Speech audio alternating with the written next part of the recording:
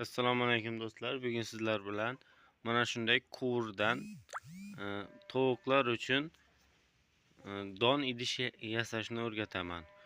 Bunga buning uchun bizga kerak bo'ladi mana shunday plastik quvur, diametri 100 mm. Bunga mana shunday oyoqchalar, ya'ni qistiradigan narsasi kerak. Bu 5000 so'mga ketadi buni. Bu trubalar o'zimizda bor edi. Buning uzunlasi bu kichigina varianti, bu 90 sm, salkam 1 metr. Buni mana shunday qilib chizib olib, bolg'arka yordamida mana shunday kesib olamiz. Buning yaxshi taraflari, bunga suv solib bersa ham bo'ladi, don solib bersa ham bo'ladi. Tovuqlar oyog'i bilan kurab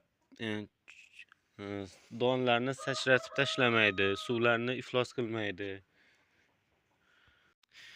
Videoni saqlab qo'ying va do'stlarga ham ulashing, foydali bo'ladi.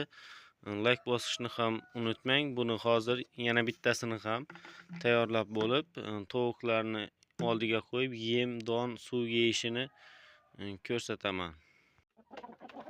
Mana asta-sekin o'rganib yeb ko'rishyapti.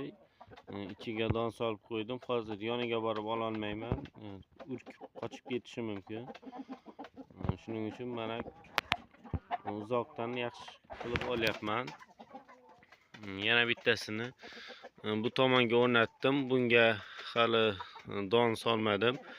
Bunga ham solib berib qo'yaman.